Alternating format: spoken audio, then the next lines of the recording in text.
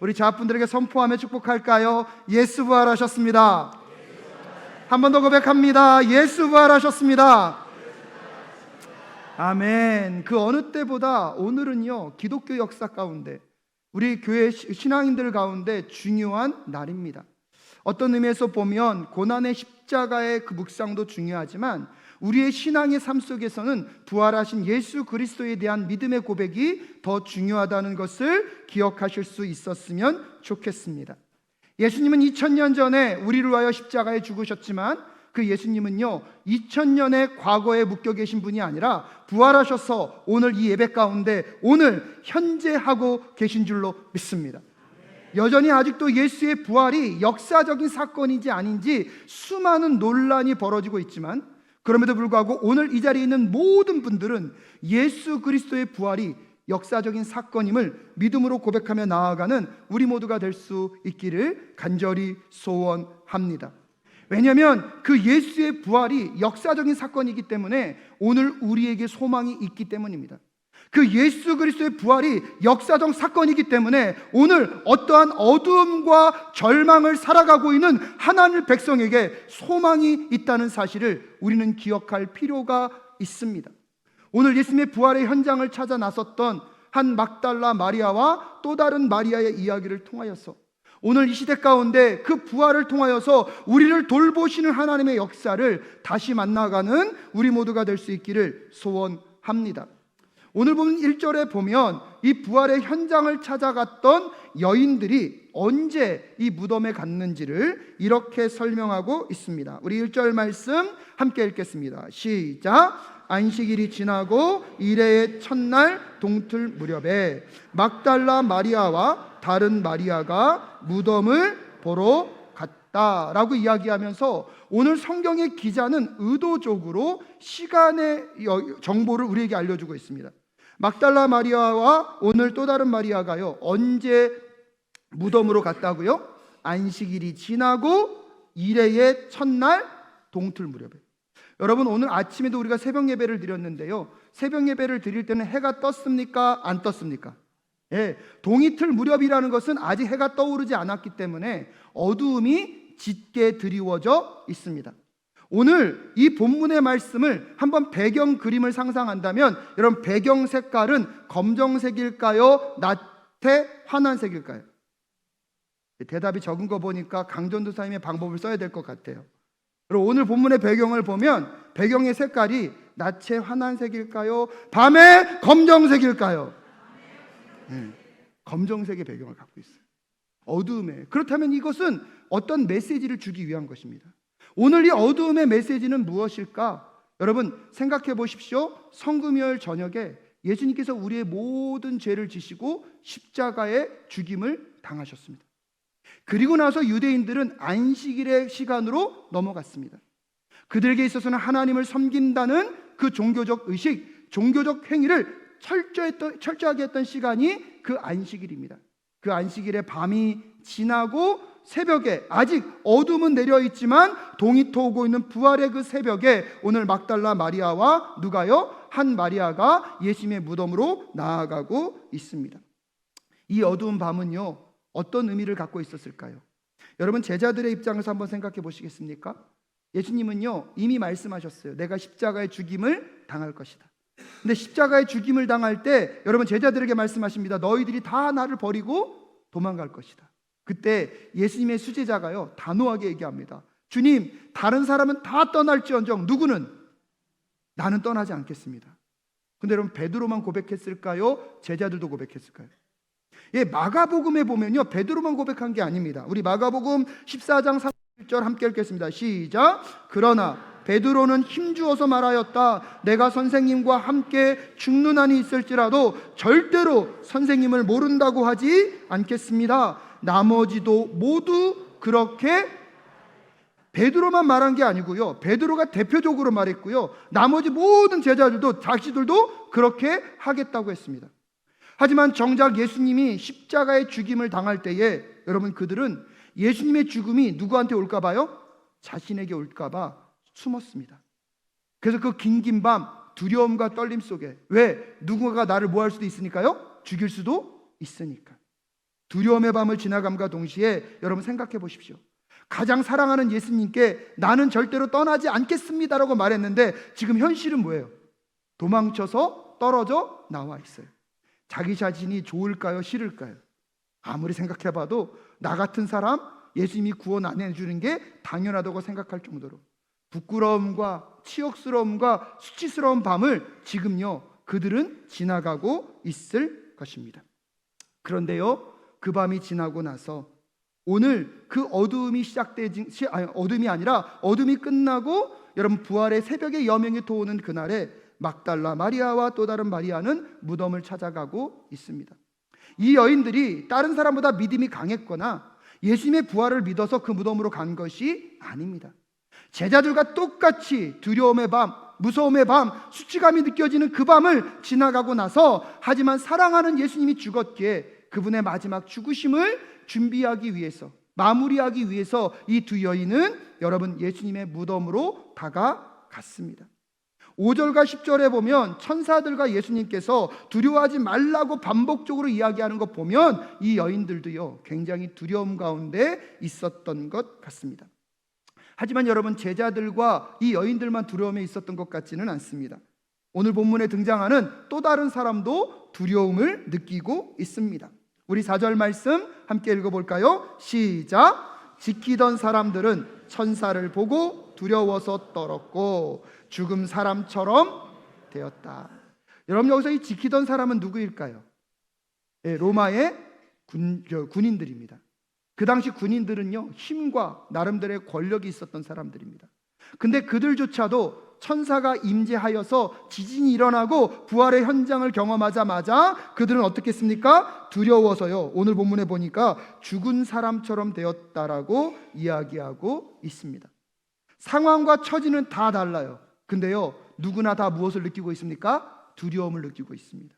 여러분 인생을 살아가는 우리들의 이야기 속에 두려움이 없는 인생은 없습니다. 내용과 이유와 원인은 다르겠지만 수없이 많은 두려움과 불안과 떨림과 절망과 자책과 여러분 힘겨움의 삶을 살아가는 우리들의 처지는 똑같을 것입니다. 근데 놀라운 건 뭔지 아십니까? 오늘 무덤은 지키는 자와 오늘 이 두 여인의 결과가 전혀 달리 나타납니다. 무덤을 지키는 자들은요 당대에 힘이 있고 권력이 있는 사람들이었지만 오늘 이미지가요 그들은 살아있는 모습입니까? 죽어있는 모습입니까? 죽어있는 모습이에요. 근데 여러분 정작 오늘 이 두려움 가운데 떨고 있는 이 여인들은요 오늘 천사로부터 이런 위로를 받습니다. 5절과 6절 함께 읽겠습니다. 시작! 천사가 여자에게 말하였다. 두려워하지 말아라. 나는 너희가 십자가에 달리신 예수를 찾는 줄 안다. 그는 여기에 계시지 않다. 그가 말씀하신 대로 그는 살아나셨다. 와서 그가 누워 계시던 곳을 보아라. 지키던 사람들은 두려움 가운데 마치 모처럼 되었다고요? 죽은 사람처럼. 하지만 그 당시에 힘이 없고 연약하고 그들의 인생의 가치조차 인정받지 못했던 이 두 여인은요 그 죽음의 무덤에서 누구의 살아나심을요? 예수 그리스도의 부활의 생명의 소식을 듣고 있습니다. 저는 이 장면이 참 대조되었습니다. 지키고 있는 사람들은요 어떤 그림자가 드리워져 있어요? 죽음의 그림자가 드리워져 있어요. 근데 오늘 이 여인들에게는요 무슨 그림자가 드리워지고 있습니까? 생명과 부활의 그림자가 드리워지고 있습니다. 아주 대조되는 이 장면이 얼마나 멋있는지 모르겠습니다. 그런데 여러분 오늘 이 여인들이요 예수님의 부활을 경험하며 예수님의 무덤에요 시체가 있었습니까? 없었습니까? 없었어요. 빈 무덤을 보았어요. 근데 여러분 이 예수님의 부활 사건이 역사적인 사건이라면 빈 무덤이 증거가 될 수는 있는데 빈 무덤만으로는 증거가 될 수 없어요. 그러니까 빈 무덤만으로는 증거가 될 수 없습니다. 근데 놀라운 것은 이 여인들은 빈 무덤만 본 것이 아니라 여러분 8절과 9절 말씀 함께 읽겠습니다. 시작! 무서움과 큰 기쁨이 엇갈려서 급히 무덤을 떠나 이 소식을 그의 제자들에게 전하려고 달려갔다. 그런데 갑자기 예수께서 여자들과 마주쳐서 평안하냐 하고 말씀하셨다. 여자들은 다가가서 그의 발을 붙잡고 그에게 절을 하였다.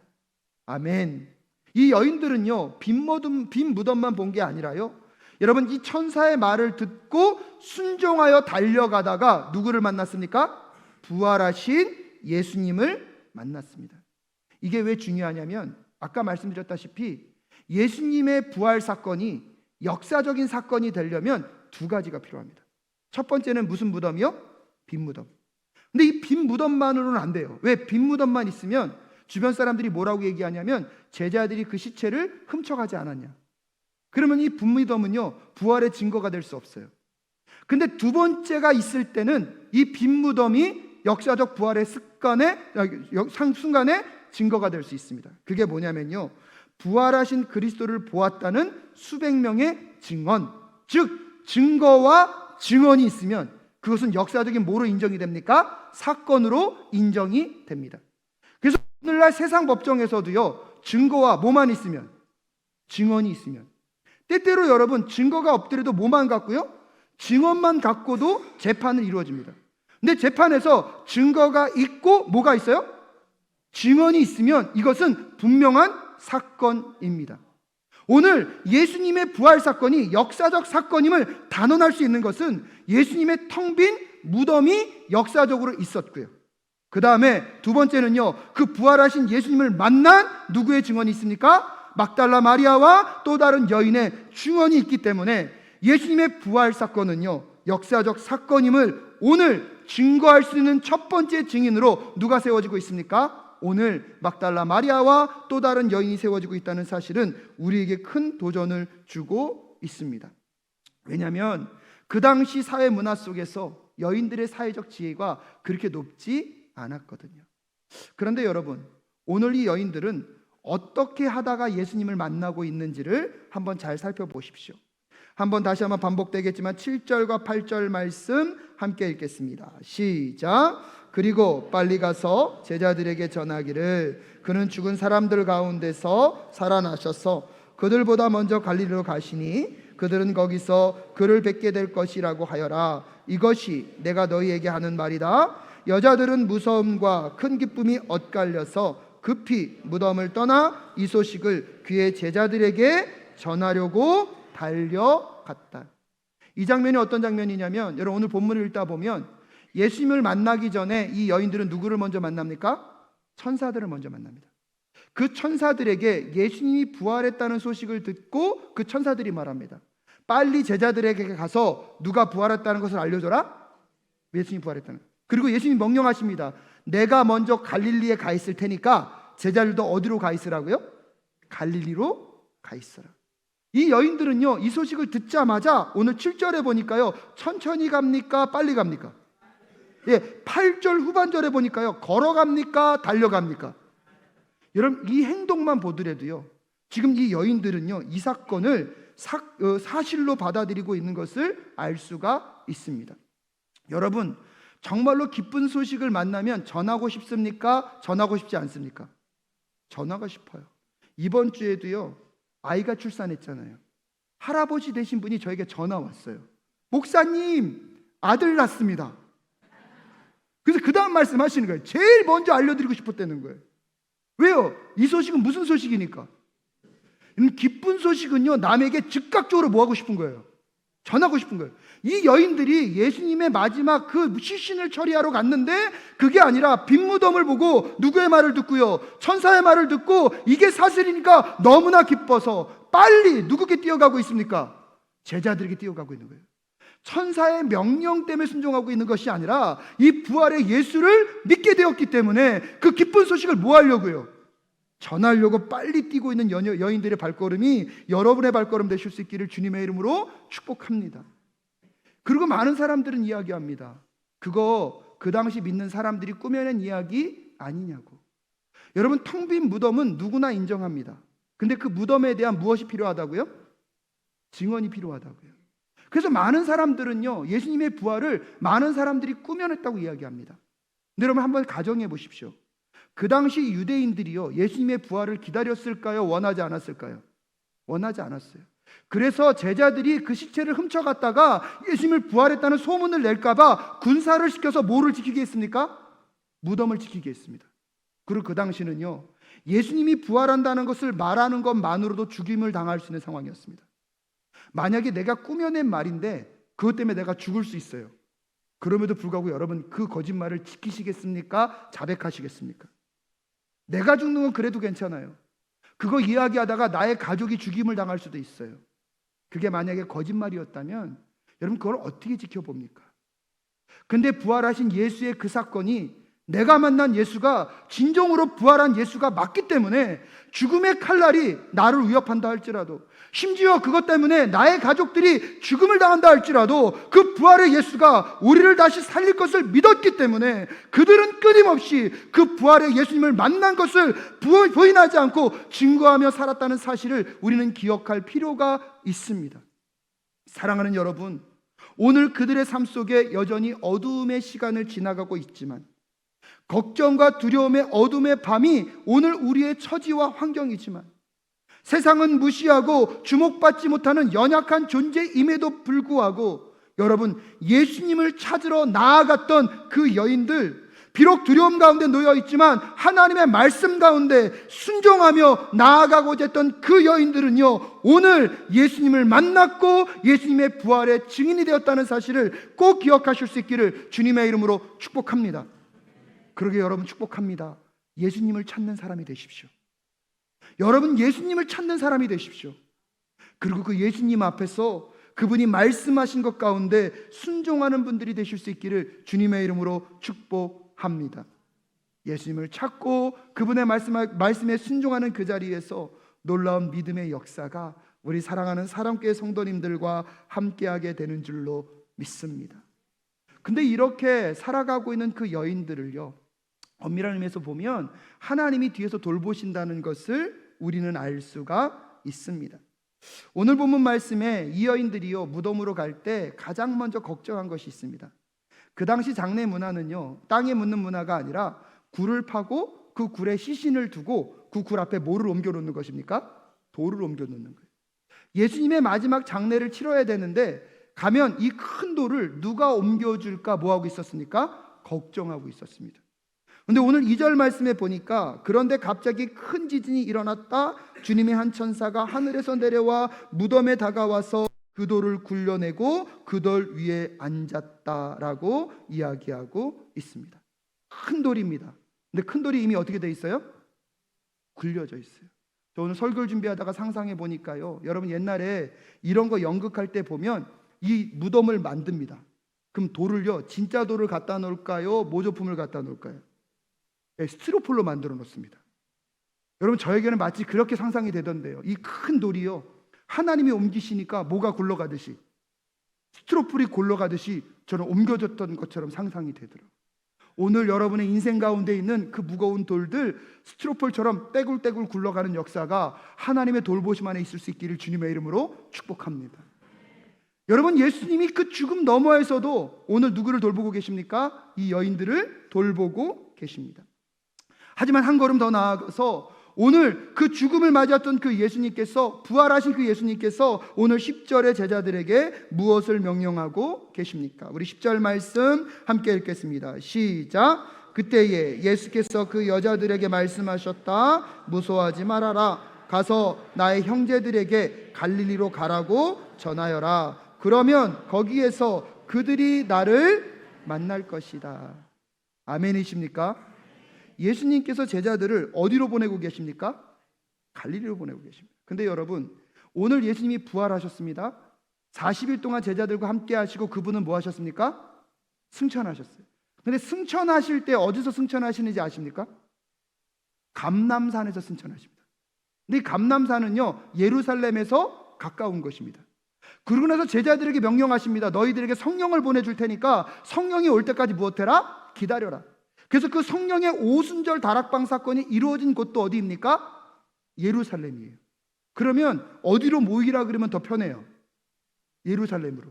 근데 예루살렘으로 모이라 그러지 않으시고 오늘 어디로 모이라고요? 갈릴리로. 왜 갈릴리로 오라고 하시는 걸까요? 여러분 그것은 잘 알고 계실 겁니다.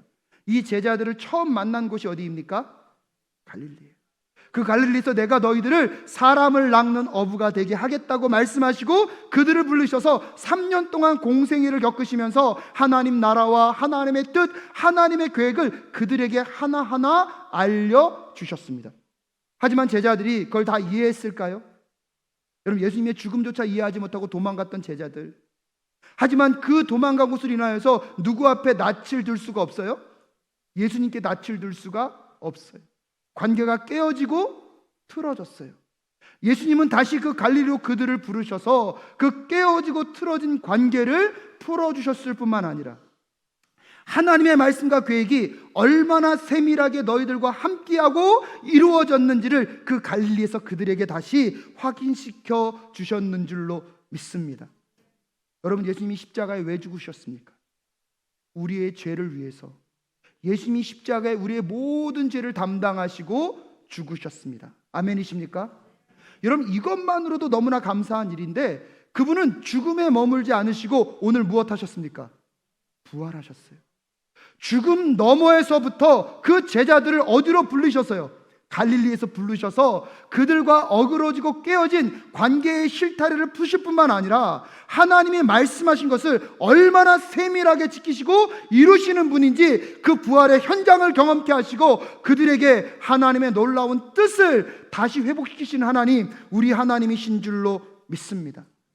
그래서 여러분이 마태복음 28장 19절과 20절에 보면 다시 그런 사람들을 온 열방과 민족 땅끝까지 이르러 내 증인이 되게 하겠다고 말씀하고 계십니다.